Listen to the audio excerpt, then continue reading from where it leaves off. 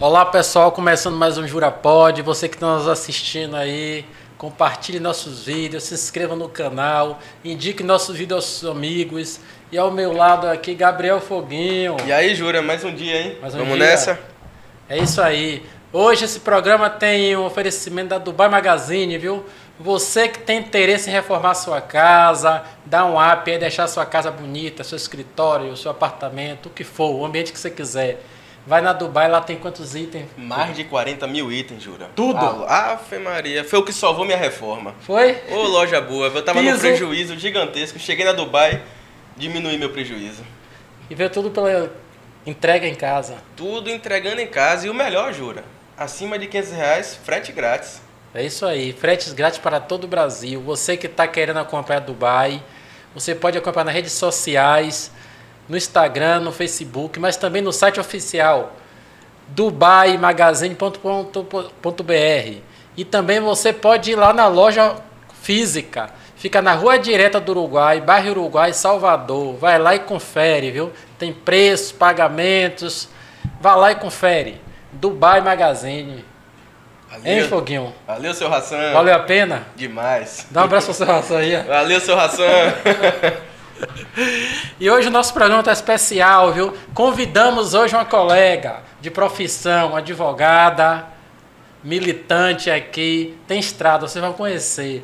Então, doutora aqui com a gente, a Nelma Rocha, a Nelma com dois N's, viu? Nelma com dois N's. Para não perder de vista. Joga no Google, só tem ela. Só tem ela. A doutora é especialista em direitos sucessórios e de família. De família, isso.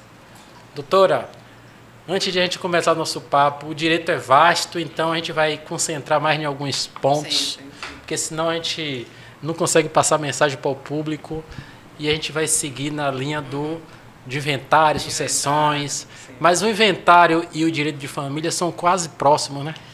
Ele tem uma correlação completa, né? Porque aquela pessoa que chegou ali, que vai ter o inventário, provavelmente ela é casada, e aí entra o direito de família, que aí entra o regime de bens, tem os filhos, né? Que ali tem toda uma correlação, então não dá para desassociar direito de família com direito sucessório. Então, realmente, a gente fala que tanto que não existe assim, eu sou especialista em família, família, sucessões, família, sucessões. Mesmo que você foque em uma das coisas mais especificamente. Mas ele vem juntinho ali. Muito próximo. Muito próximo. E a gente fazendo aqui nosso papel até o social da advocacia, sim. Vamos passando algumas informações para as pessoas. Doutora, tem a questão dos inventários que eu posso fazer tanto judicial quanto extrajudicial. É bom a senhora explicar para o nosso público aí as modalidades dos... O direito, graças a Deus, mesmo que a passos lentos às vezes, ele evolui, né? Então, na modalidade clássica só existia o inventário judicial. Hoje em dia, quer dizer, desde 2007, já existe o inventário judicial e o extrajudicial. O que é esse inventário extrajudicial? É aquele inventário em cartório. O que as pessoas, né, falando assim leigamente, ou seja, extrajudiciário, fora da justiça. Então, ele é realizado dentro dos cartórios de notas. Mas é qualquer pessoa que pode fazer esse inventário extrajudicial? Não. Temos aí algumas condições. Sim. Mas, como eu sempre falo, pelo amor de Deus, se você estiver dentro dessas condições, não vai me arrumar problema, vamos fazer no cartório. Porque no judicial você sabe o dia que entra, mas não sabe o dia que sai desse inventário, né? Para você fazer o inventário extrajudicial, você tem que preencher algumas condições. Dentre elas, que não pode ter menor de idade, porque aí precisaria necessariamente da intervenção do Ministério Público. Tem que estar em comum acordo, né? E a mulher não pode estar grávida também, né? Então, seriam essas condições para que se tivesse um inventário extrajudicial. Então, se estão todos de acordo, não tem menor de idade, né? E a mulher, enfim, também não está grávida, você poderia fazer esse inventário extrajudicial. Né? Não tendo essa composição, às vezes não tem menor de idade, mas eles não estão de acordo. As partes, os irmãos ali estão conflitando, não acordam de como será a divisão dos bens e como é que fica. Aí acaba desembocando no judiciário, que é um grande problema. Que hoje, assim, um inventário médio dura no mínimo 5 anos. Né? Isso se não tiver muita que subir, briga. Isso se não tiver que subir para os tribunais, né? Enfim, do 2º grau, 3º grau, porque assim, há passos normais, que são absolutamente lentos, ele dura 5 anos. Eu tenho um inventário agora que eu entrei, olha que situação. Eu já sou a 2ª advogada. Eles tentaram por 5 anos fazer um inventário extrajudicial. Todo mundo maior de 60 anos. Os irmãos maiores de 60 anos. Então, assim, não estamos falando de ninguém novinho. Estava, teoricamente, tudo muito pacífico. Então, vamos para o extrajudicial. Vamos. E aí, ali fizeram um movimento, deram a entrada, mas nunca chegavam num consenso de como ficaria a partilha, até de um espólio grande, né? Vários imóveis, aí que entra o problema. Não, eu quero esse, o outro quero esse, não, esse daí eu não aceito, enfim. Dentro disso, uma das partes, não mais aguentando, falou, vamos para a justiça, já que no extrajudicial não resolve. Demorou 10 meses para nomear um inventariante. Ou seja, o primeiro passo, um despacho na justiça, demorou 10 meses. Imagine quanto tempo vai demorar para esse inventário concluir. E a senhora atribui assim, essa lentidão, esse retardo da justiça assim, por algum motivo? Olha, a gente poderia dizer que foi a pandemia, poderia dizer vários fatores, mas nesse caso específico, é a vara ali, enfim... Não vamos dar nome aos bois, mas, assim, a gente diligencia, a gente vai lá, é toda uma estrutura que está, né? Não vou dizer que os juízes trabalhem de forma folgada, que isso eu estaria mentindo, né? Mas, assim, a gente pensar assim, num prazo razoável de 2 meses, 3 meses, mas demoraram 10 meses para nomear o inventariante, que inventariante é aquela pessoa que vai ali administrar, né? Explicando aí para o público, que é aquela pessoa que vai administrar ali durante o patrimônio durante aquele inventário. Então, hoje, a possibilidade de você fazer um inventário extrajudicial, que você já leva tudo prontinho, né, que você já leva toda a divisão do patrimônio, como é que vai ser, com todo mundo ali ok, todo mundo só você que marca o dia junto com o cartório, o dia que você vai. Inclusive, se não quiser, ainda faz por procuração. Sim. Ainda faz, não precisa nem comparecer lá, né? Já tive situação de um dos irmãos representar todos os outros, porque cada um morava em uma cidade, enfim, coisa simples. Enfim, então, quando as pessoas entenderem o quanto é maléfico um processo judicial, e um processo judicial no qual de inventário é muito complicado. Eu até falo assim, olha, eu acho que aquelas pessoas, não, eu vou brigar na justiça até os meus últimos dias, eu não sei, não sei o que. Eu falei, este ser humano nunca passou por um inventário, nunca passou por um processo judicial, senão ele não falaria isso. E precisa de união familiar também, né? Se pegar uma família dessa grande aí, de 15 irmãos, sabe quando a gente passa assim pela rua, ou até às vezes um condomínio, que vê ali uma casa se acabando, um imóvel, né, tomado e tal, você fala, a gente já brinca, é de inventário. Não tem essa piada? Por quê? Porque às vezes tem inventários aí que estão 20, 30 anos e a consequência disso, além de destruir a família, né, relações ali... piorar a situação. Você perde praticamente todo o patrimônio. Sim. Ele vai sendo destruído, ele vai sendo ali, por exemplo, vamos supor que é uma casa. Essa casa, 20 anos sem manutenção, porque todos são donos, mas ninguém é dono, né? Porque não foi feita ali a divisão. Ninguém não quer gastar. Ninguém quer investir, ninguém quer gastar. Enfim, vai perder o patrimônio. E então, pegando o gancho da senhora, se os irmãos entenderem que esse patrimônio, não deixar ele se acabar dessa forma, eles podem fazer intervenções no imóvel, eles podem alugar o imóvel, há essa autorização judicial? Por autorização judicial, você pode fazer muita coisa. Pode. Mas, não tendo autorização judicial, o que é permitido para qualquer um dos herdeiros, né, a lei faculta isso, é que você faça intervenções exatamente de manutenções necessárias. Né? Aquele tipo, está caindo a parede, não vou deixar essa parede cair. Está tendo um problema que vai ter um problema elétrico. Né? Está tendo invasão. Entendeu? Por exemplo, eu não sou inventariante, né, daquele processo, ou então nem o inventário às vezes foi aberto ainda, mas eu estou vendo que aquela minha propriedade, né, aquela minha casa vai sofrer algum dano, está sob perigo iminente de uma invasão, enfim, eu posso tomar a frente, independente de qualquer coisa, para defender ou para conservar esse patrimônio. Né? Mas, por exemplo, alugar, teoricamente, não pode. Né? Você poderia alugar, por exemplo, para manter, às vezes, por exemplo, você tem ali todo sei lá, 2, 3, 4 imóveis, e os imóveis dão despesa. Tem IPTU, tem despesa de manutenção. Então, existindo um inventário, o inventariante, né, vamos dizer que teria que ser ele, né, em primeiro lugar, ele poderia solicitar ao juiz uma ordem para que um desses imóveis fosse alugado, por exemplo, para poder manter as despesas, né, para que esse valor dos aluguéis custeie ali aquele patrimônio, né, enquanto não se define como fica. Mas você não poderia alugar, por exemplo, sozinho. Mas manutenção e conservação, sim. Né? Essas necessárias. Muito menos vender, né? Não, muito menos vender. Doutora, a questão dos inventários, a senhora até iniciou aí, já deu para entender.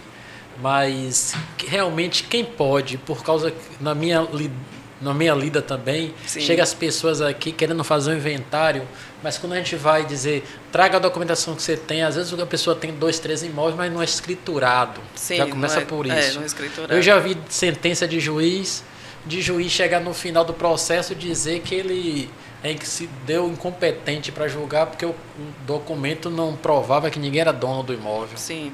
Então o cara tem a questão do compra e venda, tem a cadeia sucessória, mas tem juiz, dependendo se o juiz for levar para a lei, tem juiz que divide mesmo, mas já tem outros que diz, não, aqui eu atendo a escritura pública. A gente sabe que, por exemplo, né, entrando nessa seara aí da parte da regularização de imóveis, Sim. é um problema absurdo, né? Sim. Se você for determinados assim, você vai bairros, obviamente, bairros nobres, claro, não tem como não ter um prédio, um apartamento sem uma escritura. Mas a gente vai, vamos supor, lugares que tem muita casa, né? Eu vou dizer, meu caso pessoal, casa dos meus avós, que eu morei quando eu vim estudar, né, que eu sou do interior, 30 anos que a gente tinha comprado, perto da Lagoa da Baeté, era tudo permissão da Marinha. E casas, né, boas e tudo. Então, assim, hoje já está regularizado, graças a Deus. Mas, assim, foi um problema, foi uns 5 anos, assim, e a prefeitura estava regularizando, fez uma campanha e a gente concentrou nessa campanha e regularizamos. Até mesmo porque, para conseguir, a gente estava querendo fazer uma reforma, para conseguir o alvará, você não consegue o alvará se você não tem essa escritura. Enfim, e esse é um problema que eu acho que o judiciário não deveria se eximir de resolver. Então, assim, realmente, pela minha experiência, quais são as duas, né, o que eles geralmente fazem? Tem juízes que aceitam a posse, né, e dividem a posse, né, aceitam aquele documento mostrando que tinha posse, e já tem alguns juízes que não aceitam mesmo, e aí esse imóvel vai ter que fazer a regularização, os campeão, o que for que tiver que fazer, e depois uma sobrepartilha. Entendeu? Então, assim, você imagina se eles poderiam já, assim, no meu entender, já fazer a divisão da posse, né? Do direito de posse. Se o processo já é difícil, imagine 2. Aí teria que... não deu o direito de posse, que está claro, assim, por exemplo, o documento vive ali naquele imóvel, às vezes é a própria casa do falecido, né? Há 30 anos, há não sei quantos anos, mas só tinha uma compra e venda, realmente. Né, partilharia aquela posse e os herdeiros que se virassem, né? Tipo, ou até vende na base da posse, que infelizmente às vezes é uma cadeia, vende também assim na base do recibo, né? Mas aí cada um com suas opções, ou eles regularizam pós, né? E aí eles já não precisam retornar ao judiciário para fazer uma nova partilha, né? Sim. Mas ainda existe um apego, às vezes, no meu entender, nesse aspecto excessivo à formalidade. Quando a gente sabe que eu não tenho dados, mas eu imagino que uma percentagem gigante, inclusive dependendo, como eu estou falando da região, se você pensar aqui em Lauro de Freitas, quantos imóveis, né, não tem nessa região toda sem regularização, né? Feito loteamento sem ter autorização da prefeitura. E a história mesmo ali do shopping, né? Que foi um problema danado, foi construído um shopping e depois teve que ser devolvido, né? Sim. Enfim, mas você vê o que isso acomete o pequeno e acomete o grande. Mas essa questão do inventário, eu mesmo trabalhando, né, que eu faço inventário, eu também, né, que eu faço com planejamento sucessório. Aí, às vezes, eu vou entrar ali na questão de fazer holding, aquelas coisas, aí o pessoal diz, não, mas esse daqui não está escriturado, mas esse daqui não está escriturado. Eu falei, gente, então vamos organizar a casa, né? Sim. Eu acho que o bacana é que o brasileiro ainda não tem ainda esse costume, né? Primeiro que a gente não gosta de falar de morte. Né? A cultura latina não fala de morte. Né? A cultura inglesa, enfim, outros países, para eles é natural falar sobre como é que vai ser lá na frente e tudo. Pós-morte. No pós-morte, inclusive, né? até os Estados Unidos tem um negócio muito forte que é o testamento, né? Aqui escreveu o testamento. No testamento já tá. Primeiro que eu já tô. Se eu sugerir se eu sugerir uma pessoa que ele faça testamento ou que faça, né, uma holding, né, para deixar lá tudo organizadinho, uma coisa, eu estou dizendo que eu estou querendo dinheiro ou que eu estou matando. E a pessoa que faz o testamento parece que tem a sensação que está se matando, né? Não, já estou pensando, puxa, chamando a morte. Mas, gente, a gente tem que ser assim. Eu acho que talvez, claro, ninguém vai negar o nosso jeito, o nosso sangue latino, né? Nós não somos tão frios assim, mas eu acho que tem que ser aos pouquinhos trazida essa cultura de você sim conversar. Porque imagine, uma das coisas que eu sempre converso quando a gente trabalha com planejamento sucessório, porque por incrível que pareça, eu tenho muito cliente assim, a cliente que chega pelo inventário, sim. Chega, por exemplo, o inventário da mãe ou do pai, eu falei, mas você não vai fazer inventário, pelo amor de Deus, o seu vai estar organizado, né, antes. Por quê? Porque eu sempre falo assim, você suou tanto para construir seu patrimônio, né? A gente se sua tanto para deixar para os filhos, para deixar a coisa organizada. Normalmente é assim, eu tenho 2 filhos e eu fico pensando, né? Quero deixar a nossa vida organizada, quero que ele tenha conforto, para chegar em um determinado momento, né? Vim falecer e tudo, e aquele seu esforço, esse é o suor, literalmente, e pelo ralo. Porque pode ter briga, né, entre os herdeiros e, às vezes, também o próprio custo do inventário, né? Doutora, falando na questão do holding que a senhora faz, no caso... Patrimoniais. Isso, esse patrimônio para não chegar no inventário. Para não chegar no inventário. Jura, se for fazer um testamento... Mesmo a pessoa morrendo, eu já tenho toda a estrutura organizada. Está toda organizada, já fiz todas as transferências. Eu não preciso nem do testamento. Não, a gente brinca...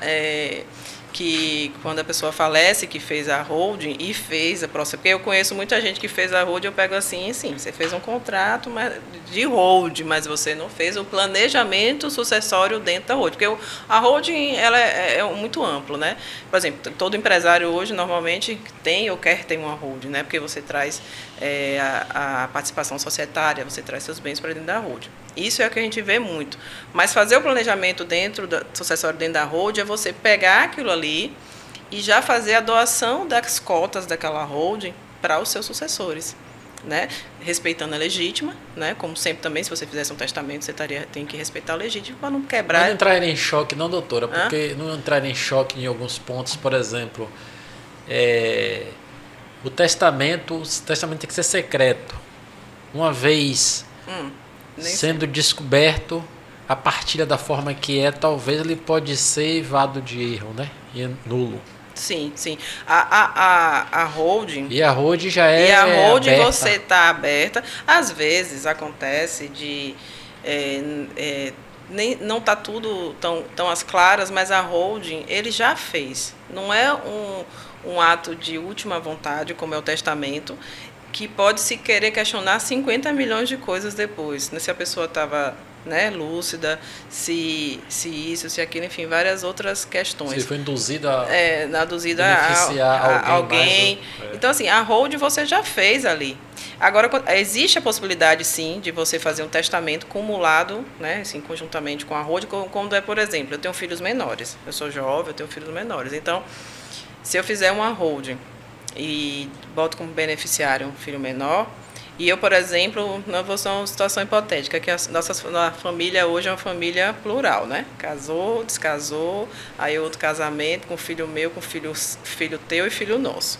Sim. Então, é uma colcha de retalhos. Então, se eu tenho uma holding e eu venho a falecer e eu já não sou mais casada com o pai do meu filho, eu não gostaria que aquele pai administrasse os bens daquela criança, porque se eu venho falecer, naturalmente... Se o que a senhora vai deixar... Né, naturalmente seria quem? O pai. Mas se eu fizer um testamento nomeando um tutor financeiro para esse filho menor, né?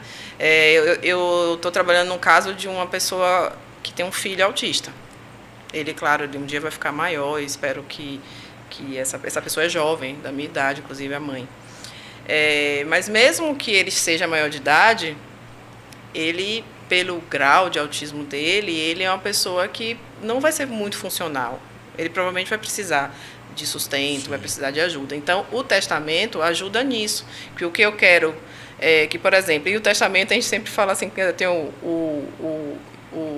a indicação número 1, a indicação número 2, porque às vezes, mesmo vou indicando, pode ser que no momento que ocorra o falecimento, que eu vou chamar aquela pessoa para assumir aquele munus, aquela obrigação, ela se recusa, ela não é obrigada. Aí a gente faz a opção 1. Ou esteja incapaz por algum motivo. Ou esteja incapaz, exato. Então a gente faz a opção 1, a opção 2, até a opção 3. Então, assim, pensar em sucessão, a gente pensa individualmente, né, com aquela família, daquela situação. E, então, existem muitas sortes. Imagine uma situação de que tem um menor, ou um filho deficiente, ou com alguma situação, Sim. em que entra numa disputa Sim. de inventário, como é que essa pessoa, né, enfim, se sustenta, né, essa criança. E a gente não sabe, a gente está falando assim, o mundo ideal seria perfeito, né, que as pessoas seriam compreensivas, que eu não deixaria um menor, né, passar necessidade, ou coisa do tipo. Mas se você pensar claro, com o coração aberto, mas também sendo precavido, isso tudo ajuda, né? E eu tenho percebido muito, eu fiz uma live um tempo atrás com o Dr. Romeu, né? Que ele foi candidato até a vereador, que ele é advogado especialista em autismo, que aconteceu porque ele tem uma filha, ele trabalhava com imobiliário, Sim. e ele tem uma filha autista, e acabou que ele virou especialista, de tanto ele brigar com o plano, com isso, enfim. E a gente estava discutindo um pouco sobre o destino dessas crianças, porque acontecem, muitos casamentos se desfazem, porque às vezes não consegue suportar a carga, né, de uma deficiência na família e tudo. Então, às vezes, as pessoas querem se preparar o máximo possível para quando elas não tiverem aqui. Quem é que vai cuidar?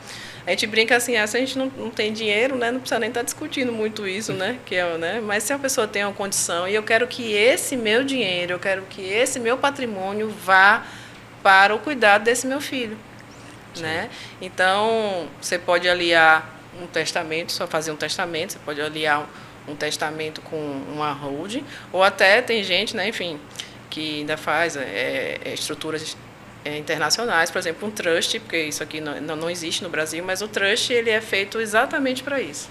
Já deixa tudo certinho, quanto vai receber por mês, quem será o responsável, enfim.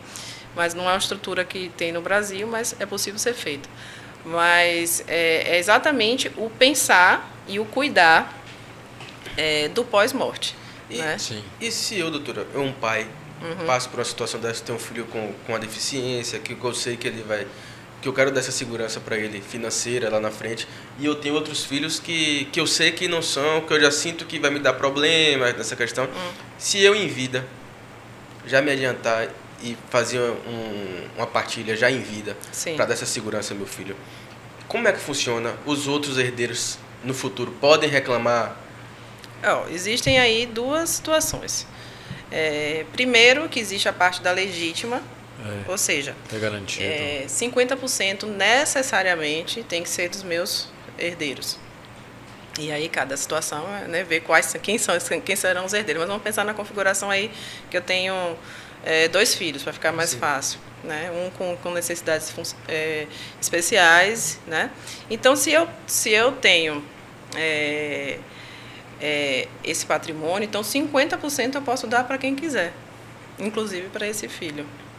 E os outros 50%, necessariamente seria 25% para um e 25% para outro. E também existe uma coisa chamada colação, que se eu der esse valor, se isso já vai ser parte de adiantamento da legítima, ou seja, adiantamento da herança ou não, tem umas questõezinhas técnicas aí, que, enfim, tem mais questões para discutir. Mas, sim, eu posso deixar mais para alguém, é como se eu quisesse deixar para um sobrinho, por exemplo. A única coisa que muitas pessoas pensam, mas eles têm que concordar, têm que assinar? Não tem que concordar, não. Estando respeitando a parte que é obrigatória, que é a tal da legítima, né, que é 50%, eles não precisam aceitar nem autorizar. A única coisa que se tem que filho assinar e autorizar, salvo engano, é venda de pai para filho, venda. Porque existe uma questão de transação monetária aí, que é como se fosse uma troca, aí fica um pouco para não ter confusão, né, que foi e voltou, né, o dinheiro. Sim. Mas doação não. Inclusive eu posso fazer isso sem os outros saber. Eles só vão saber quando vier a falecer. Então, muita gente faz isso, inclusive, né? Porque, inclusive, assim, tem gente que sente que vai ter abertura no outro filho e já fala, olha, eu acho que seu irmão vai precisar, sua irmã, então eu estou pensando assim, e vai ser tranquilo, e já tem gente que não quer arrumar, sabe que um dos filhos, mesmo com toda essa situação, ele não entende dessa forma. A ovelha negra da família. Exatamente, não vai entender dessa forma, então ele faz ali, em silêncio, entendeu? Inclusive já organiza quem é que vai, porque às vezes já é um pai, uma mãe solo, já é uma pessoa que é viúva, enfim, já organiza quem é que vai ser o cuidador, exatamente, aí que entra o testamento, né? Doutora, mas a road é coisa pra gente evoluída, não é? Já é um passinho a mais. É um passinho a mais. Mas eu digo assim, porque na prática o grande volume é inventado. O casal vive, às vezes a esposa nem o marido não sabe o que um tem ou não é? Sim, acontece muito. Uma grande parte. E a pessoa falece, normalmente, e o cara diz assim, põe agora fazer inventário, a pessoa tem o quê? A pessoa não sabe se tem uma conta bancária, não sabe, aí vai lá no banco. Isso acontece também em divórcio. Acontece também em divórcio. Não sei o que tem, não sei... Não sabe o que é que tem. Eu vi que ele tem um terreno em Salvador, ou então tem um terreno em Guarajuba, tem uma casa não sei aonde, eu acho. Né? Aí a pessoa não sabe por onde vai, aí procura um advogado e às vezes também não tem dinheiro para arcar com o advogado. É um troço... Para fazer essa busca. Mas a gente faz lá no final, que esse final Deus sabe quando vai ser. Enquanto isso, vai gastando sola de sapato. Ô, Jura, tire seu dinheiro da Suíça logo. Viu? Mas o que eu tô querendo falar com a senhora, justamente é isso. Também dá um subsídio para o advogado trabalhar. Por exemplo, não chega a informação para o advogado não tem como ir busca porque não recebe por aquilo. Sim. Tudo é custo, cartório, para você fazer busca e já começa o primeiro entrave, né? É complicado, porque assim, tem gente, né, e eu estou lhe dizendo isso até, né, também, enfim, acontece em divórcio, porque isso acontece muito comigo, nos meus clientes, porque eu acabo traindo muito público mulher, né? Enfim, e no inventário é isso, a pessoa chega, ele tem patrimônio, tem herança e tem tudo mais, mas ele não tem, ele só está tudo imobilizado. Primeiro que às vezes não sabe de tudo, sabe de uma pequena parcela, né? De ouvir falar que tem uma fazenda não sei aonde, tem um terreno não sei aonde. E às vezes ele até sabe, mas está tudo imobilizado, está tudo, né, imóvel e tudo, então não tem nem o dinheiro para começar. Às vezes há um pequeno custo, porque a gente, né, advogado, como eu falei, até brinco, gente, vocês estão para resolver o problema, mas eu estou casando com o problema, né? Eu até brinco, eu estou casando com o problema, sem data para terminar. Vira tipo um precatório, né? Quase isso, né? Então, assim, realmente para a gente advogado, a gente tem que, óbvio, analisar o caso, porque às vezes o cliente realmente não tem nenhum valor para dar uma entrada. E fora que isso precisa também fazer buscas, né? Fazer essas buscas, porque quando você não sabe, hoje ainda, infelizmente, não é uma realidade que tenha cartórios de imóveis integrados. Né? Se fosse aquele negócio assim, você quiser jogar seu CPF da pessoa, enfim, ou da empresa, né, que às vezes o empresário joga o CNPJ e achasse tudo. Não, você teria que ir em todos os cartórios de imóveis, imagine, fazer uma busca.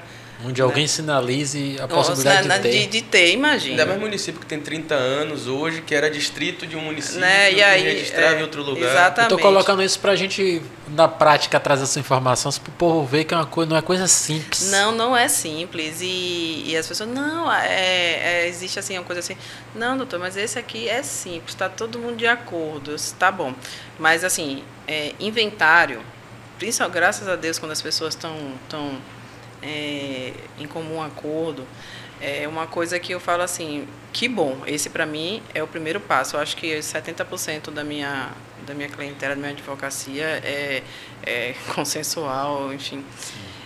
Mas assim, eu falo, gente, inventário é muito trabalhoso. Por quê? Por causa disso. Porque inventário requer documentação. Inventário não tem como fazer inventário do ouvir dizer. Né? E a cada imóvel, gente, para vocês entenderem, assim, vamos supor, a cada imóvel você tem que pegar certidão negativa, primeiro a escritura, né? Comprovação da propriedade, aí achei a escritura, aí depois da escritura você tem que ter a certidão negativa de débito do IPTU, você tem que ter, né, a certidão de ônus para ver se o imóvel não tem nenhuma restrição. Sim. Isso imagine para cada imóvel. Né? Então, é uma papelada. E em detalhe, às vezes as certidões vencem o prazo. Antigamente era 30 Sim, dias, gente. Agora, graças a Deus, estenderam para até a certidão de óbito. Tinha cartório que exigia a certidão de casamento 30 dias. Dos filhos, tudo recente, nova, né? E o prazo era de 30 dias. Era uma loucura, né? Às vezes pessoas que... Hoje você consegue pegar até nessa parte do cartório de pessoas, né, pessoas naturais, que você pega a identidade, certidão de nascimento, casamento. Hoje você já consegue praticamente para o país todo pegar online. Mas essa realidade é recente. Até uns 3, 4 anos atrás era bem difícil. Então, se uma pessoa tinha nascido lá no Amazonas, meu amigo, arrume alguém para tirar uma cópia de uma certidão nova. Eu bem sei, meu cartório pegou fogo, eu vi o que foi para conseguir conseguir uma certidão de nascimento. Qual foi o seu Da Liberdade. Da Liberdade? Eita, dor de cabeça. Pois é. Eu também, quando eu casei, em 2011, eu sou de Conselho de Jacuípe.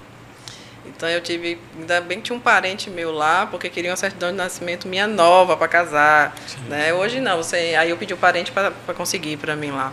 Mas hoje para você consegue as certidões, né, pela internet, mas a de imóveis, voltando aqui, você não consegue, você tem que fazer uma busca. E principalmente, imagine se você faz, alguns estados já tem algumas, eu não saberia listar todos aqui, mas alguns estados já tem essa digitalização. Mas imagine se você é uma pessoa que tem imóveis pelo Brasil, tem imóveis em 2, 3 estados, a chance de você não encontrar é grande.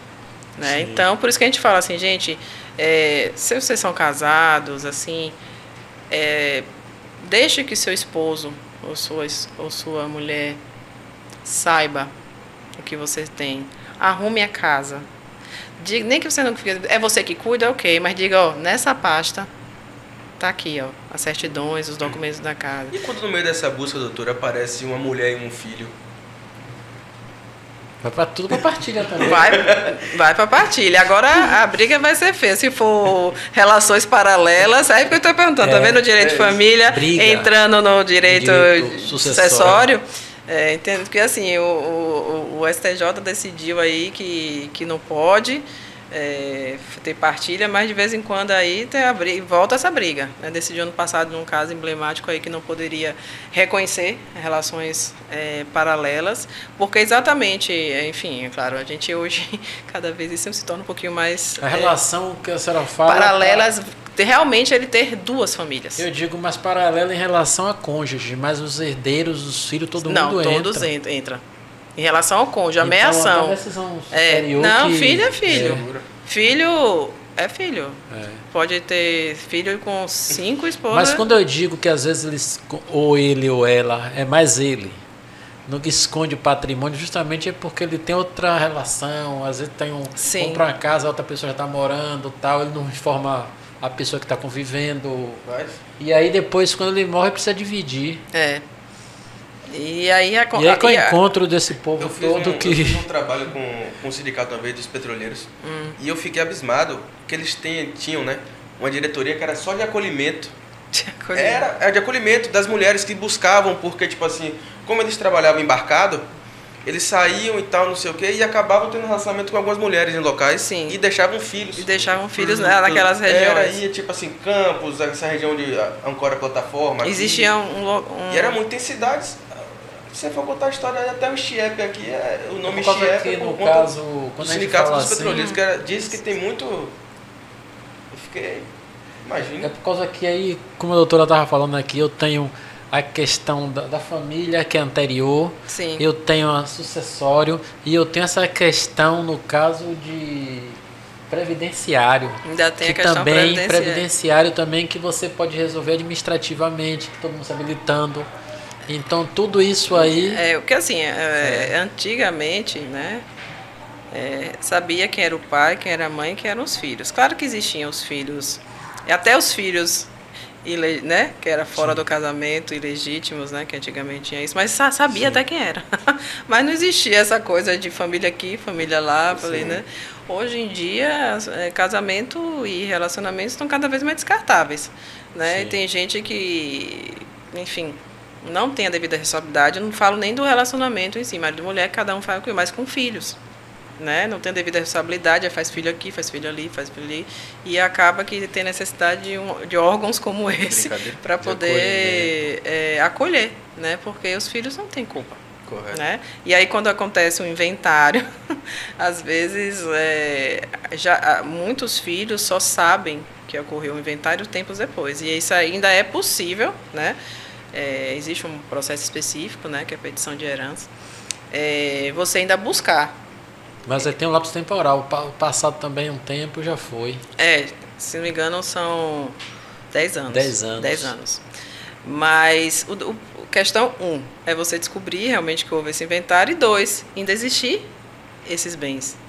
Porque dependendo do volume do bem, por exemplo, enfim, eram 5 filhos, era ali um valor não tão grande, e cada um pegou, consumiu, né? Porque às vezes eu compro com esse dinheiro, é difícil você fazer a linha do tempo. Eu peguei este dinheiro e comprei este carro sem isso, né? Às vezes é complicado, porque se você pegou esse dinheiro especificamente, se você viu que você comprou essa casa, né? Alocou certinho o dinheiro que veio ali do imóvel, mas não, e essa casa aqui era dinheiro daqui, era daquele. Então, assim, às vezes ele não vai achar mais esse dinheiro. Se for pertinho ali do tempo, ele pode até achar. Então, esse filho que foi desprestigiado, que não sabia, que era de outra relação, ele vai acabar sendo prejudicado mesmo, infelizmente. É uma realidade. Se Juraci me concede a mão da filha dele, eu caso com a filha de Jura.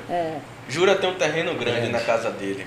E fala, venham pra cá, lá vai nós pra lá, Yari. Lá vai a gente pra lá pro terreno de Jura e construímos uma casa.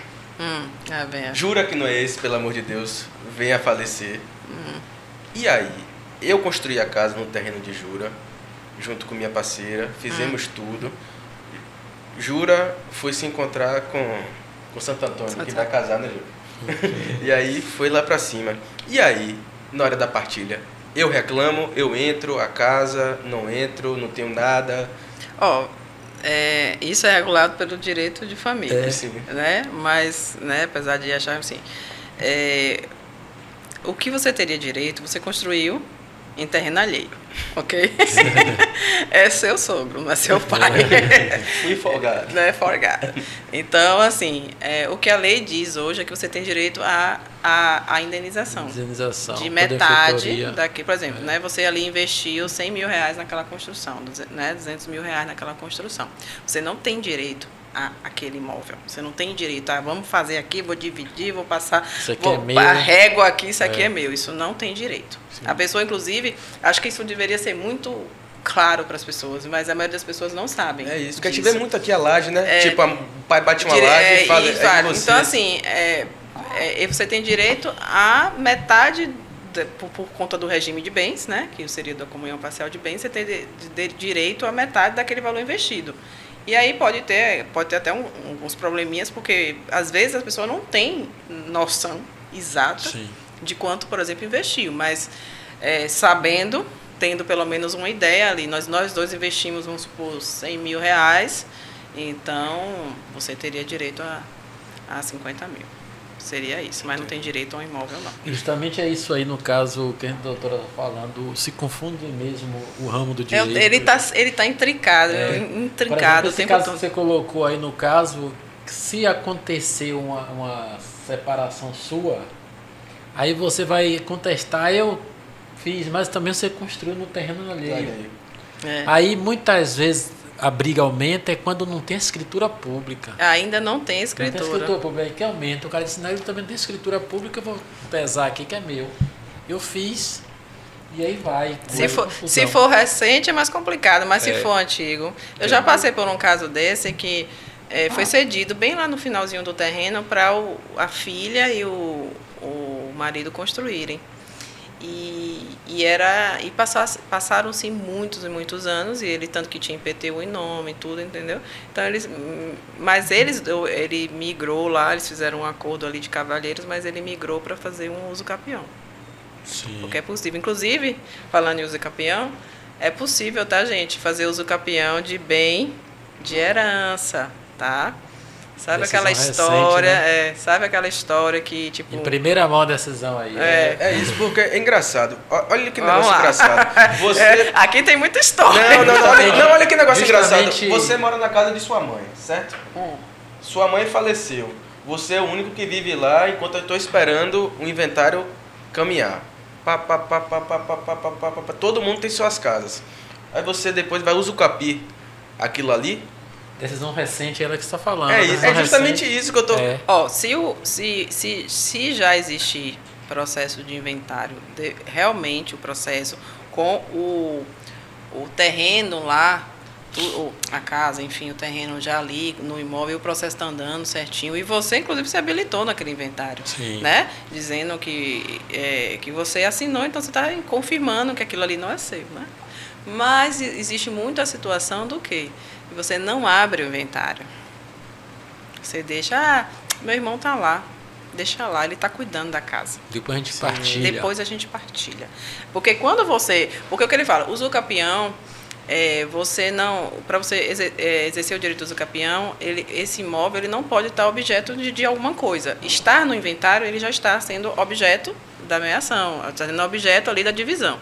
Mas se você não abre o inventário, né, que é o que acontece demais, de dizer assim, não, agora eu não quero fazer não, muito custo, muito trabalho, vamos deixar para depois. Aí vai passando o tempo.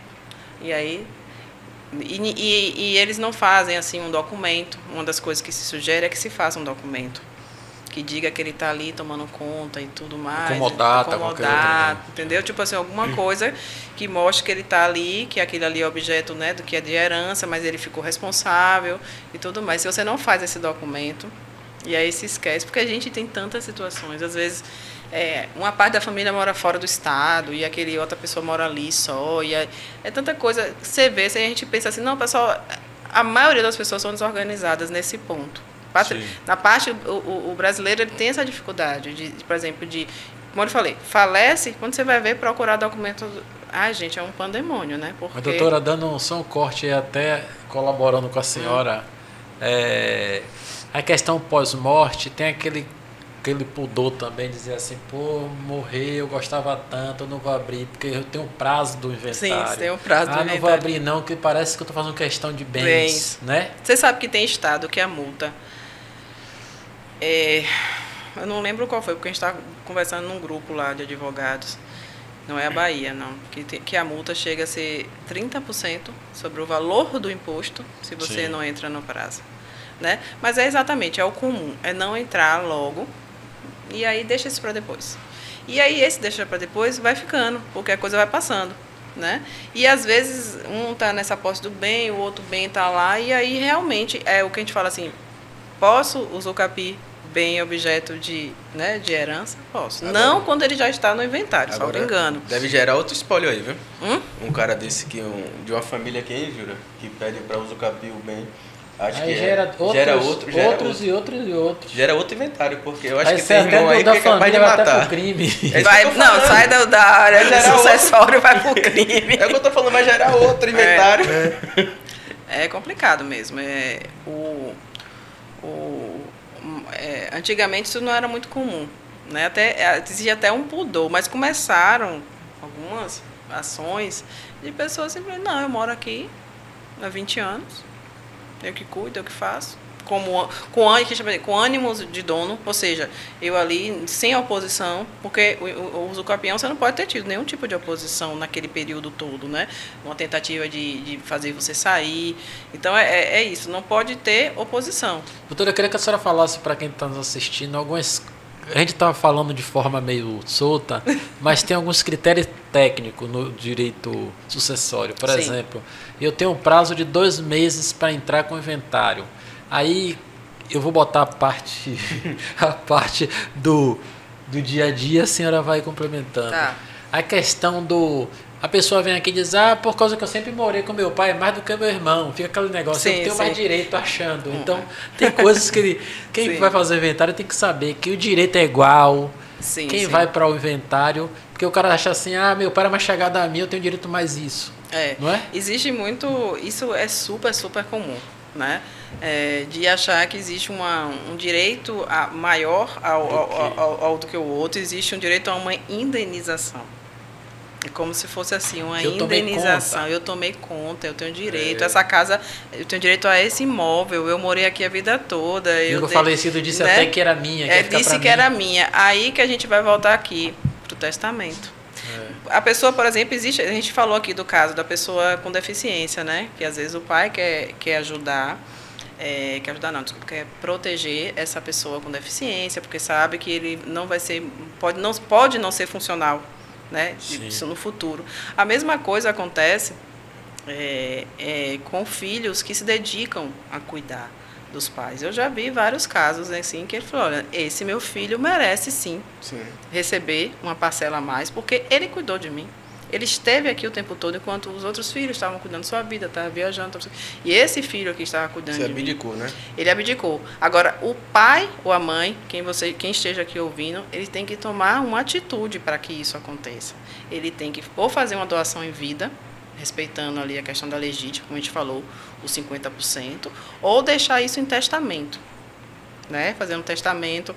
Depois eu quero dar uma dica aqui sobre testamento, tá? Porque é uma das coisas que mais fazem o testamento ficar inválido. Então, assim, não existe esse direito, mas existe forma, sim, se você, o dono da herança, o dono do patrimônio, achar que aquele filho merece receber um pouco a mais, ele deve e pode fazer. Em vida? Em vida, porque após a morte você tem o direito igualzinho a todos os outros. Só se e também não basta descer.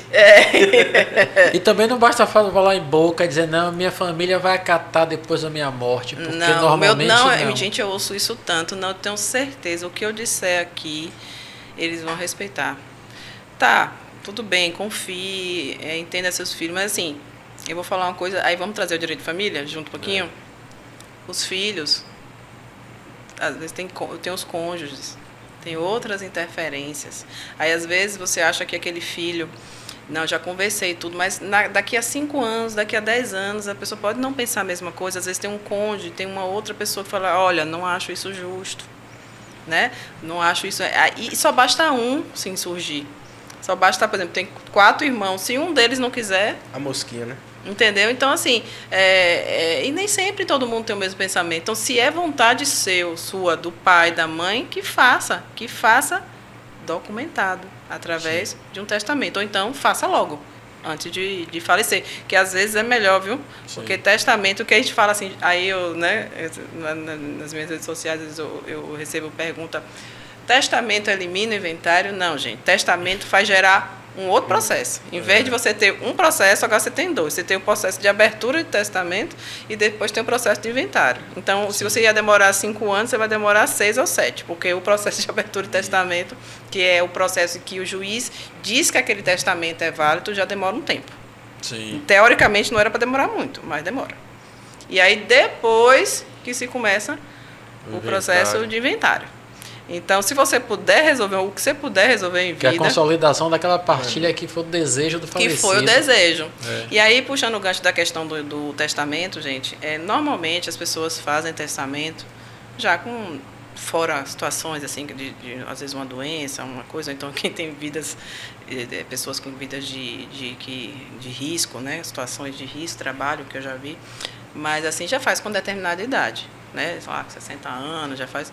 Então assim, uma orientação que eu dou, que a gente vê que é coisa, mesmo você não tendo assim, sendo, não, eu estou bem, sou jovem, gente, hoje a pessoa com 60 anos está super jovem, ok.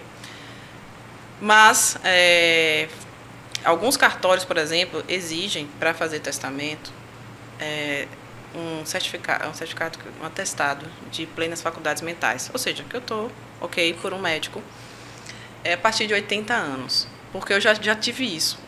Um cartório disse que não, eu só peço a partir de 80 e o outro cartório me disse que eu só peço a partir de 70. Então, se você já tem uma certa idade, você quer muito que aquele testamento seja,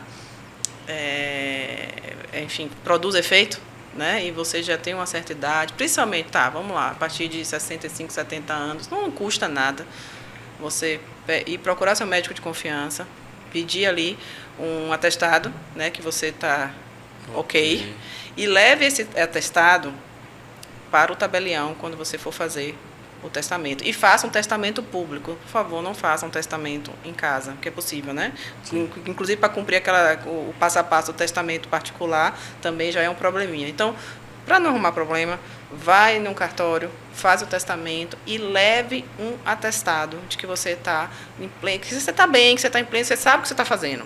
Porque uma das primeiras coisas que, se alguém vai querer derrubar, né, falando aqui leigamente, né, um testamento é dizer que você não estava bem, que você foi influenciado, que, né, que a pessoa não estava batendo bem da cabeça, né? Sim. Então, quando você chegar lá, primeiro você já está perante, né,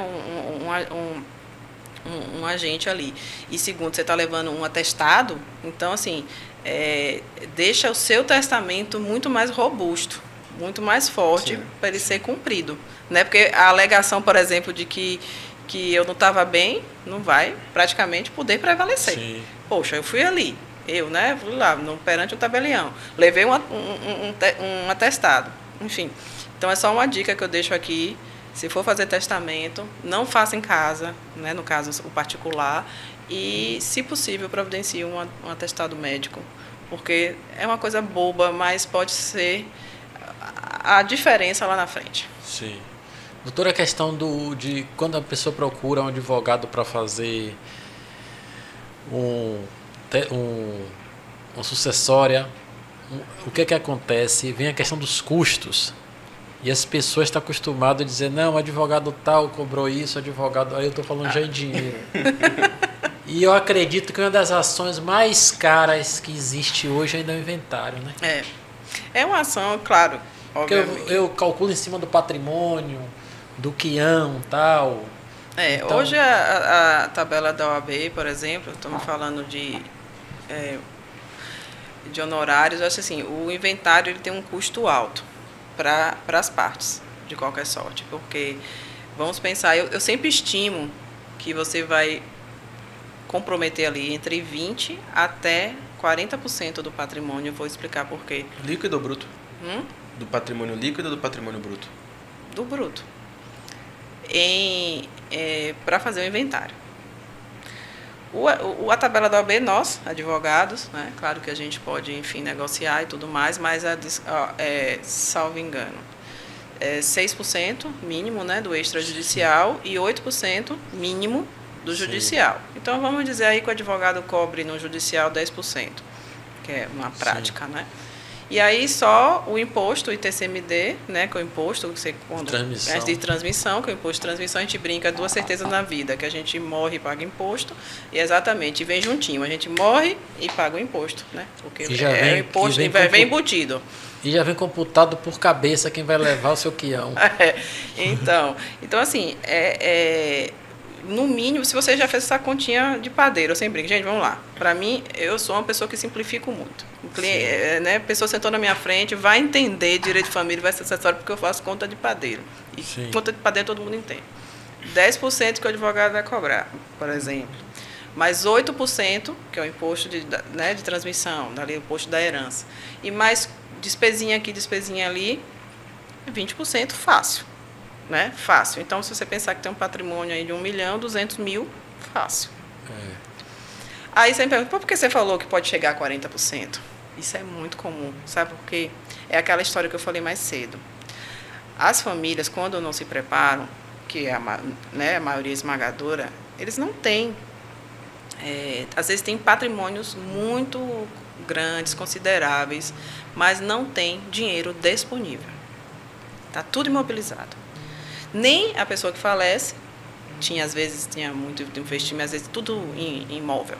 E nem os herdeiros, porque se poderia se usar o dinheiro do próprio inventário ali, da própria herança para pagar essas despesas, ou poderia ser dos herdeiros, mas às vezes o herdeiro também não tem esse dinheiro. Aí qual é a solução?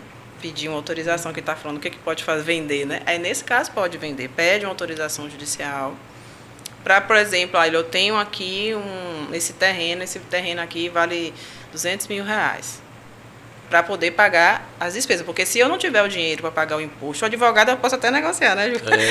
A gente recebe por último.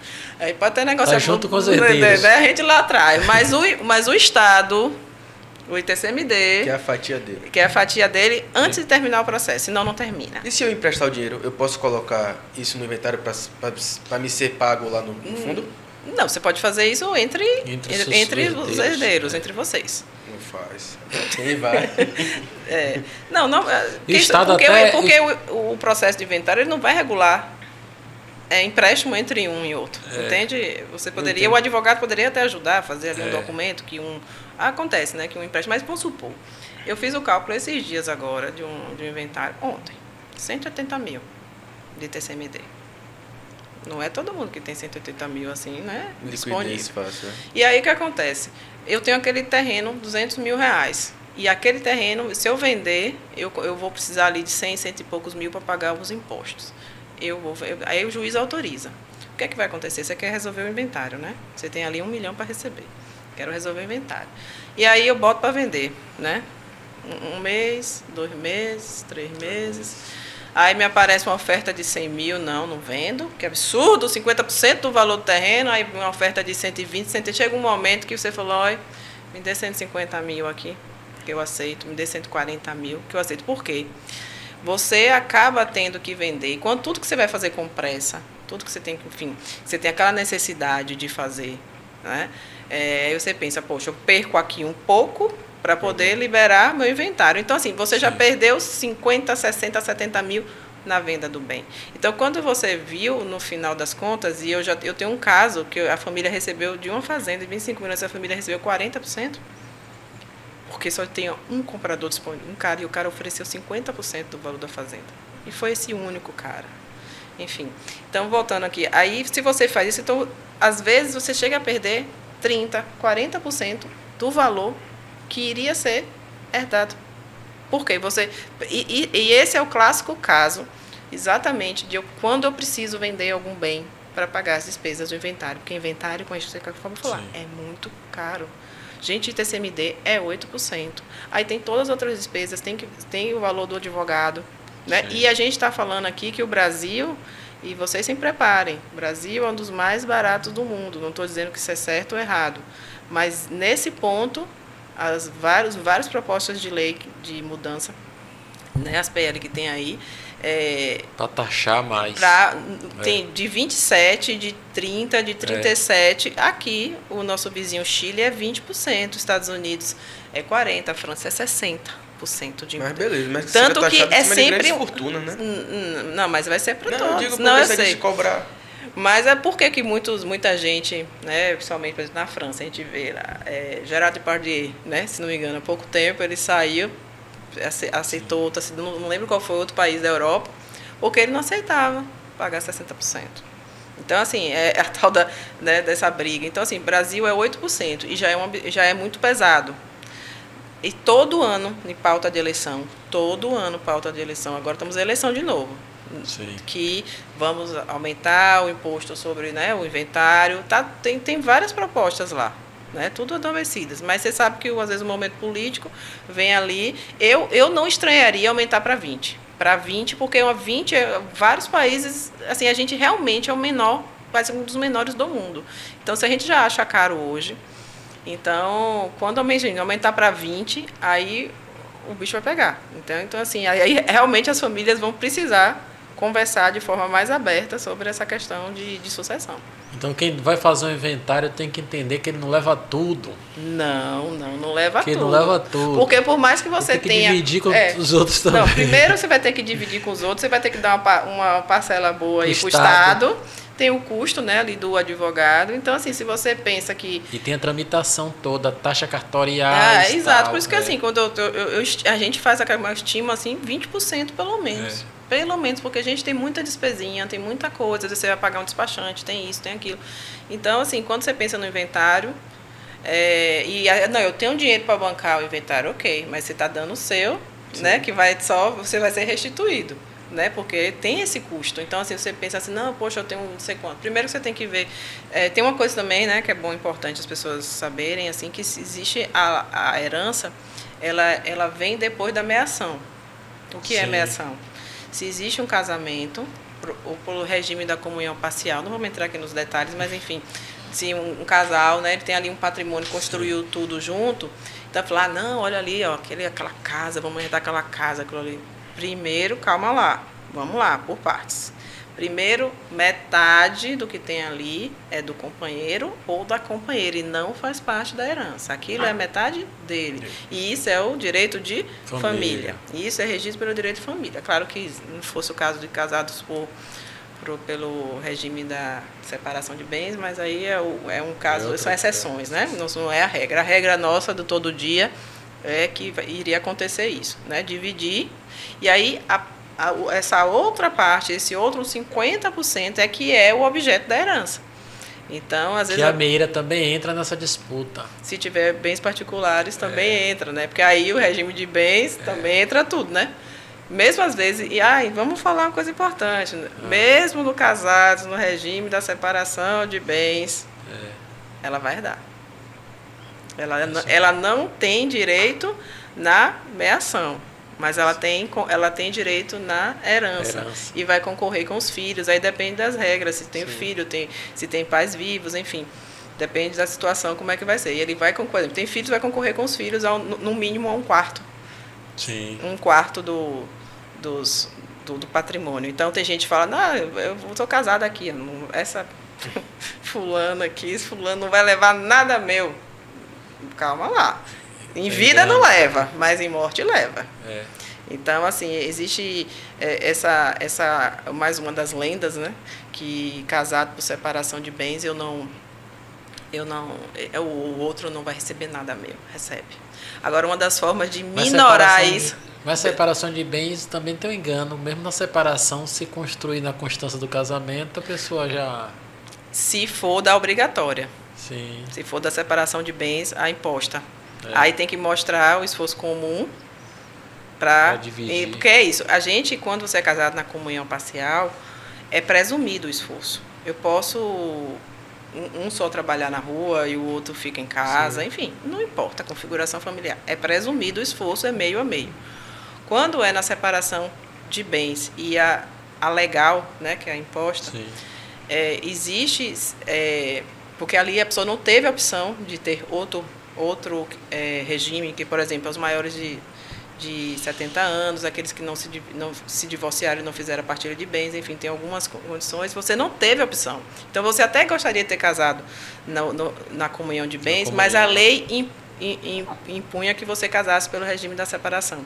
Então, aí você tem que... Aí, como você falou, não, mas a gente fez isso aqui junto, a gente construiu isso aqui junto. Então, aí tem um detalhe, você tem que provar o esforço comum para você ter direito àqueles bens em específico, aquelas situações. Então, olha construído na constância. O trabalho para isso. Né? Então, e aí vem os herdeiros de lá, não, você não tem direito a nada. Aí é mais outros bons anos na justiça. E se eu não tenho bens, não deixei nada, ao contrário, deixei nome sujo e dívidas. E meus filhos nessa situação, abre inventário? Inventário negativo. Porque é o seguinte, ao contrário de muitos países, os filhos aqui, os herdeiros, não pagam dívidas A dívida morre com o dono, né? Enfim, a dívida ela é paga à medida do que veio de herança. Por exemplo, eu devia 50 mil e deixei 100 mil, e aí, então, esses 50 mil primeiro vai ter que ser quitado e os herdeiros só entram 50. Mas eu tinha 0 e devia 100. Então, naturalmente, tem várias situações que inclusive são bem assim, injustas até com os filhos, que existe uma busca incessante de satisfazer essa dívida. Aí fica, né, notificando os filhos e tentando achar, ver se ele... Então, para resolver logo essa situação, o que é que você faz? Você entra com o famoso inventário negativo. Você vai entrar com o inventário explicando que, exatamente mostrando isso, nós tinha 0 bens, então, e tinha essas dívidas, então os credores vão ser notificados que não tem crédito a receber. Então você obsta ali aquelas cobranças, né? E você respira, né? Porque senão ia ficar tipo a cada vez um devedor buscando, aí você teria que explicar, né, que não tem, já que você não abriu o inventário, ele não sabe também se Sim. tinha ou não tinha patrimônio. Então você ia ter que ficar o tempo todo buscando aquilo ali e aí a cada credor que viesse ia ser uma dor de cabeça. Então você faz logo um troço geral, faz um processo para resolver Sim. tudo, né? E aí diz assim, olha, aqui é o créditos 0 e débitos isso. E aí o juiz, obviamente, com toda a cautela, com tudo, né, vai analisar tudo e vai dizer realmente não tinha bens. Então, a cada devedor que chegar, ou com situação, uma notificação ali na casa da família, aqui, ó, inventário negativo, não teve bens, e aí, enfim, andou de cabeçazinha por um tempo, mas você pelo menos tem um documento, né? Não precisa, né, tá atuando individualmente. Só não cigano, né, Júlio? Não, cigano, aí ele vai levar vai entrar e fazer uma rafa. Ali, vai fazer parte da herança dele, né? Exato, então... Doutora, é necessário a gente falar tudo isso, mas também é bom a gente falar sobre a parte do advogado. Eu estou insistindo nisso, sim. Até para quem está assistindo entender como é a vida difícil de um advogado. Sim, sim. Pode acontecer os inventários, quando vai chegar na partilha, o advogado, no percentual, ganhar até mais do que um herdeiro. Quando tem muitos herdeiros e pouco... E a família já começa a brigar com o advogado, não é mais com... Olha, às vezes essa relação cliente-advogado é complicada, viu? É complicado. Porque a família grande tem bens, aí quando você tira a meação e você vai fazer a partilha da herança, e o advogado está advogando para todo mundo. Para todo mundo. Aí quando você vai em cima do patrimônio que existe... Que existia, né? Que existia, proporcionalmente, às vezes o seu valor é maior do que o herdeiro. Vamos para a conta de padeiro de novo? Bora. Eu imagino que a senhora já viu muita coisa. Eu adoro essa conta de padeiro. É o seguinte, a gente vai lá. Tinha o tal do 100 mil, né? Sim. 50 mil é da meira, né? Ali da esposa, do marido, e os outros 50 mil é dos herdeiros. E aí temos 10 herdeiros. 50 mil para 10 herdeiros, Sim. Só que o advogado cobrou 10%. O advogado Sim. vai ficar com 5 mil, né? E cada herdeiro vai ficar com 5 mil, o mesmo valor. Ou então, se o advogado cobrar mais... vamos falar aqui do advogado, né? Tem gente assim, poxa, o advogado me cobrou 20%, 30%, isso não existe. Olha, a relação advogado-cliente é uma relação particular sua, você... Depende da complexidade da causa, que você, né, o quanto você vai cobrar. Por exemplo, você falou, às vezes eu vou começar um processo e eu vou investir tudo, porque eu não recebi nada para dar entrada naquele processo, né? É quase um processo de risco, sabendo o que eu vou receber, mas quando é que eu vou receber? Então, às vezes, o advogado quer cobrar um valor maior do que... o que é permitido pela própria ordem. Não, mas assim, o permitido, o sugerido, né, da ordem ali, mas o que a tabela de honorários diz, as orientações, se você olha lá, que ele não pode ter um ganho maior do que o cliente. Então, ou seja, ele não poderia receber mais do que 50%. Até 49. Eu nunca fiz esse contrato, não, viu? Enriquecimento ilícito. Cairia no enriquecimento ilícito. Assim, eu nunca fiz o contrato de 49%, não, mas eu já ouvi falar aí de algumas pessoas que fazem. Então, assim, às vezes, realmente, como você falou, acontece esse caso mesmo de um advogado, porque, assim, às vezes é um processo tão complicado, com tanto herdeiro. Eu conheço uma pessoa que tem 30, que o esposo são em 30 irmãos. Sim. Atuais. Imagina, não é uma pessoa muito mais velha, tipo da minha idade. São 30 irmãos. Rapaz, eu achava que a família do meu pai era grande, misericórdia. 30 irmãos. É o marido da minha amiga e são 30 irmãos. Pense. Então, assim, obviamente, né? Imagina uma situação dessa. Pelo amor de Deus, faz a partilha em vida. Vai. Um copo para cada. Um copo para cada. Um grão de feijão para cada. Entendeu? Doutora, no caso, o que a senhora atribui mais assuntos, ou alguns pontos necessários para clarear esse assunto aí? Que a senhora deixou de falar? Ou... Então, assim, ó, eu acho que é um discurso meu, que eu bato. Que foi uma das coisas que eu comecei a falar aqui. Gente, entenda que processo só é ruim para todo mundo. Por mais que você diga assim, eu vou fazer...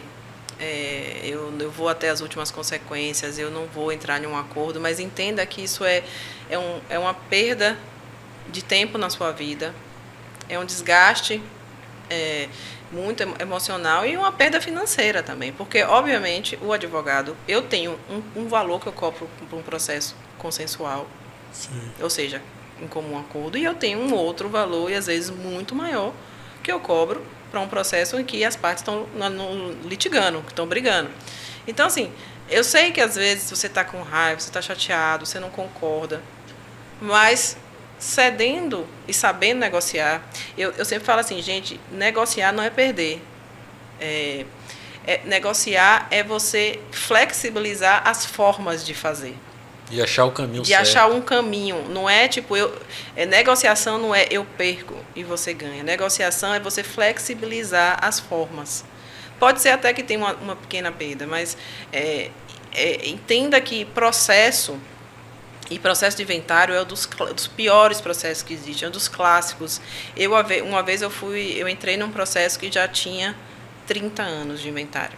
30 anos. Você acha que tinha mais alguma coisa? Tinha muito patrimônio, mas muito. Fazendas em Itapuã, fazendas que, obviamente, hoje são o quê? Loteamentos, que são isso, que são aquilo, que você não vai conseguir reaver isso nunca. Seria um esforço hercúleo e você não ia conseguir. Então, assim, entenda que... E você já perdeu seu ente querido, ainda ficar remoendo aquela raiva. Então, assim, você vai perder dinheiro, você vai perder tempo. Claro que nem tudo você consegue compor, mas tenha isso em mente. Né? Porque você brigar só vai ser um problema. É inversamente proporcional. Talvez a pessoa diz assim, eu vou brigar, que eu vou no final vou ter esse resultado. Não, você vai ter muito menos. O prejuízo é maior. Você vai ter muito menos. Então, assim, eu sempre falo, primeiro isso, né? Você estar disposto. Procure um profissional, procure uma mediação, procure o que for. Eu falo assim, às vezes, eu às vezes me desgasto muito mais como advogada para fazer um acordo. Porque o que é o advogado? Estou falando, né, nós somos advogados. Tá, me deu o documento, né, juntou aquela papelada gigantesca, faço minha petição inicial e vou lá, dou entrada. E deixo o processo rodar. Ou fazer 10 sessões de negociação. E eu faço isso. Por quê? Porque eu prefiro esgotar, me desgastar até, né? Assim, nesse round... Perder 6 meses aqui fazendo exatamente, acordo. Nesse round inicial, do que 6 meses, do que ficar 6 anos, 10 anos, 15 anos.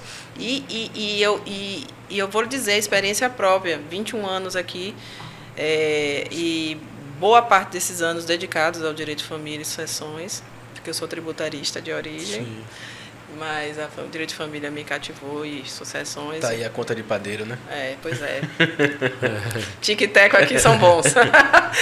Então, assim, de pessoas que insistiram no litígio, e não aguentaram, assim, por exemplo, em inventário, porque aquela pessoa, não, porque eu quero, porque aquele dinheiro, ou então um divórcio, tá? Também. Porque não consegue compor, mas quando vê que uma primeira audiência, isso é muito comum. vai ser marcado daqui a 8 meses.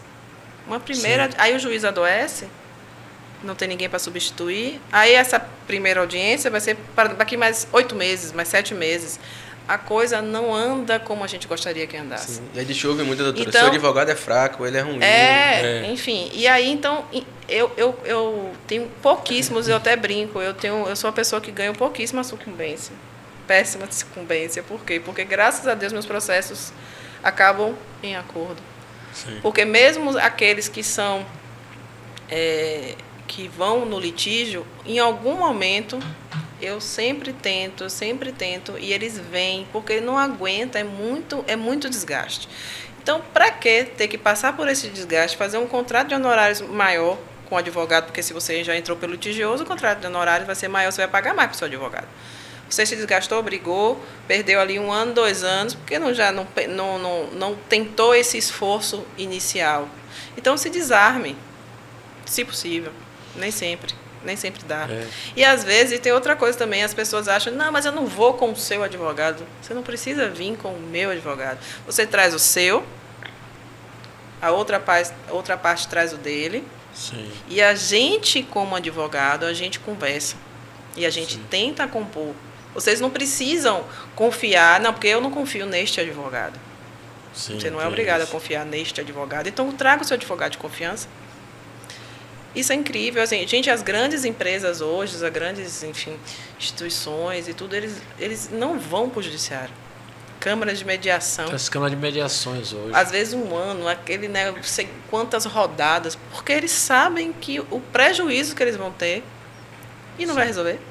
Aquilo que ele quer que resolva não vai acontecer na medida do tempo que ele quer. Então, assim, vamos trazer isso para a nossa vida.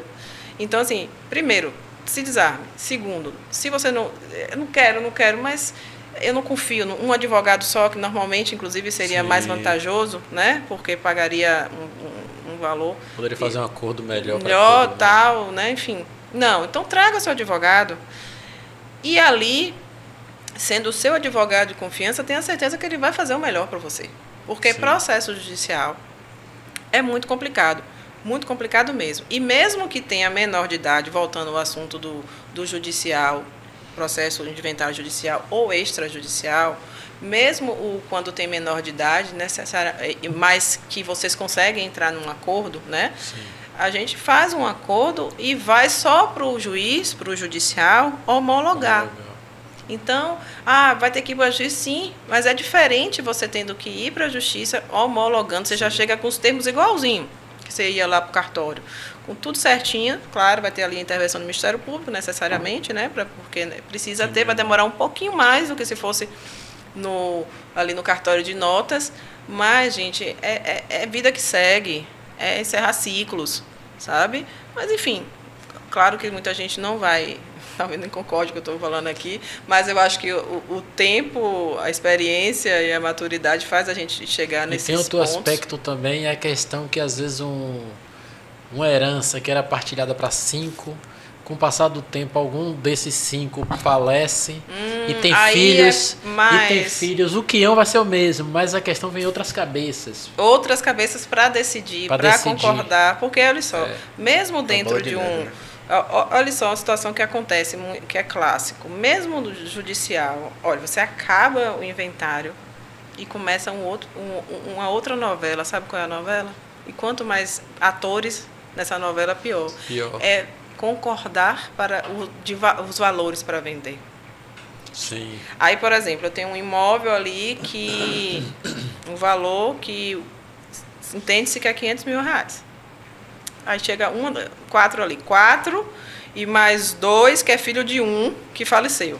Então, 6 atores ali, né? 6 pessoas que teriam que concordar. Desses 6, 3 ali diz, 4 dizem 500 mil tá bom. Os outros 2, não tá bom. Aí vai ficar, aí cada vez mais tendo custo, cada vez mais demorando, e não vende, porque isso não vende de forma consensual. Aí tem que voltar para a justiça para poder fazer um processo, para poder o juiz autorizar a venda ou assinar por conta ou fazer uma dissolução de condomínio. Gente, por isso que você fala, mas como é que dura? Quer apostar? Vá. É isso mesmo. Dura, porque pode, às vezes, se entrou com recurso, pode demorar meses, anos. Isso em segundo grau. Se entrou com mais um recurso, né, terceiro grau, mais anos. Aí volta, vai para a execução. Aí chegou na execução, para de novo. Enfim. E quem não quiser ter problema nenhum, doutora, na justiça, fazer tudo rápido, aonde é que encontra a doutora? Rede social, onde é que encontra? Pois é, se quiser uma pessoa que é defensora ferrenha, e olha que a pessoa aqui sabe fazer cálculo, viu? Tributarista sabe fazer cálculo, mas é uma pessoa que, enfim, defende a consensualidade, defende sempre o acordo entre as partes. Me encontra aí na Nelma Rocha. A Nelma Rocha só tem eu, a Nelma com dois N's. Né? No Instagram tem o escritório, do Instagram do escritório, a Nelma Rocha Advocacia, tem o meu Instagram da advogada, né, a Nelma Rocha, o site www.nelmarocha.com.br. Querendo, estamos lá, podemos bater um papo, conversar. Bota nessa conta de padeiro meu 1% da publicidade aí. Doutora, agora, só para a gente fechar aqui, diz que tem um histórico em Salvador de um professor que tem 60 anos de inventário, de uma família grande. É bem possível, viu? É bem possível. De uma família dessa bacana de Salvador, diz que tem 60 anos, muita gente, e aí aquele ciclo que a gente estava falando. Vai o neto. Vai nascendo gente e vai já começando a participar, porque os iniciais falecem. Falecem. Imagine. Não, imagine você tentar uma composição. É isso que eu estou falando, às vezes desenrola, tem um monte de bens, né? Aí, às vezes, um desenrola, ou seja, um ali conseguiu concordar. Imagine ter que concordar, essa é uma das grandes coisas, né? De assinar. E assinar, e concordou com o valor. E aí os outros, bem, não, esse eu não concordo. Imagine o pandemônio, gente. Sim. E que, às vezes, a gente fala assim, se com os patriarcas vivos, às vezes já é complicado administrar aquela Sim. família, imagine quando não estão. Imagine quando está lá distante, eu não sei, eu nem conheci. Mas eu sei aqui que eu tenho aqui é só patrimonial, eu nem sei quem é esse primo. Entende? Tipo assim, pode ser até que você receba alguma coisa, pode ser, mas você vai receber infinitamente menos do que se você tivesse, você ou seu pai, sua mãe, seu antecessor tivesse feito ali um acordo, tivesse feito coisa. E como eu falo, assim, eu sou inclusive uma estudiosa assim sobre negociação. Eu adoro, porque como eu gosto disso, eu acho que é importante, facilita a minha vida, facilita principalmente a vida dos clientes. Negociar não é perder. Negociar é você flexibilizar as formas de executar aquele acordo. É flexibilizar o tempo, o item, enfim, não necessariamente ninguém está perdendo nada. Né? E inventário, gente, tem milhares de formas, porque, obviamente, se eu tenho 3 imóveis, esse imóvel não tem, fora se eu fosse num condomínio, e olhe lá, esse imóvel não tem o valor desse imóvel, não tem, todos são diferentes. Então, a gente tenta ali dar a volta, como dá a volta, né, dar também tem outra questão, doutora, é a questão de a gente deixar de decidir e botar na mão de um juiz para decidir. É isso. Vamos lá, vovó sempre razão. Sabe o que a vovó fala? É um absurdo você dar uma decisão que poderia ser sua para um terceiro, minha avó fala isso, para um terceiro que nem te conhece. Então, quando você leva um problema seu, a gente está falando aqui de inventário, poderia ser qualquer tipo de problema, né? Divórcio, por exemplo. Você leva, você poderia decidir aquilo, né? Porque, Sim. por exemplo, no inventário ou até num divórcio, existem coisas que o juiz não tem como saber, que, por exemplo, que eu tenho um apego sentimental com aquele bem, eu tenho uma situação específica. Consegue valorar aquilo. Entendeu? Para ele é número e passa régua. Entendeu? Então, assim, é você dar esse poder para um terceiro quando esse poder estava na sua mão. Então, em última análise, se você pensar, é isso, né? E ela fala muito isso, e eu sempre trago isso para as minhas conversas. Você decide, ou você resolve, ou você dá essa decisão para outra pessoa resolver. Doutora, o tema é bom, mas a gente está chegando no final do nosso... Você já viu que se deixar aqui vai voltar outras vezes. Mas a senhora está convidada para a gente discutir depois sua família. Sua família. Eu trouxe aqui um colega meu que estudou comigo também, que foi Matheus, doutor Matheus, que a gente falou de defesa do consumidor. E aí eu vou trazer os colegas justamente para fazer o social da advocacia. E essa pandemia separou muita gente. Sim, sim. Gente, se deixar eu falo... Mas a senhora já está convidada para vir falar sobre Direito de família. Família, regime de bens, muita coisa, né, que tem bacana. E a senhora pode fazer suas considerações finais aí para a gente concluir nosso... Bom, primeiro, agradecer pelo convite. Até comentei hoje, né, que em podcast é meu primeiro. Obrigada, muito obrigada. Para quem gosta tanto de ouvir podcast, eu sempre me senti super lisonjeada de ser convidada para participar. Já dei entrevista, TV, rádio e tal, mas o podcast, muito obrigada. Então já está convidada para os próximos. Porque eu sempre acho, né, como eu estava falando antes da gente começar, que essa conversa mais leve, um tempo maior para a gente explicar as coisas do que pequenas pílulas. Claro que as pequenas pílulas têm seu lugar, né, de ficar falando ali das pequenas dicas, né, mas eu acho que as pessoas também às vezes querem esse conteúdo um pouquinho mais denso no sentido de informação, mas não denso no sentido de ser difícil de entender. Então técnico, a gente tenta aqui, né, eu tento diminuir o juridiquês, né, mas eu faço isso com muito amor, adoro isso, né, vira uma baita tagarela aí quando começa a falar, porque você fala assim, eu era tributarista, né? Falou que você vai falar de direito de família, exatamente, porque é uma paixão minha. Sim. Direito de família e sucessão. E quando a gente pode ajudar as famílias, pode ajudar no entendimento das famílias, das pessoas, a gente evita muito sofrimento desnecessário, né? Então, espero ter contribuído e ajudado aí. Então o convite já está feito para os próximos aí. Tá bom. A gente vai agendar para a senhora. Eu geralmente viro freguês do pessoal. Quando eu vou, às vezes, ali na metrópole, o pessoal já vira freguês. Se me chamar, eu vou virar freguês de novo. Sim. Doutora, muito obrigado por sua presença, viu? Eu que agradeço. E você que está aí nos assistindo até agora, muito obrigado. Tchau, até o próximo Jura Pode. Valeu, galera. Até o próximo.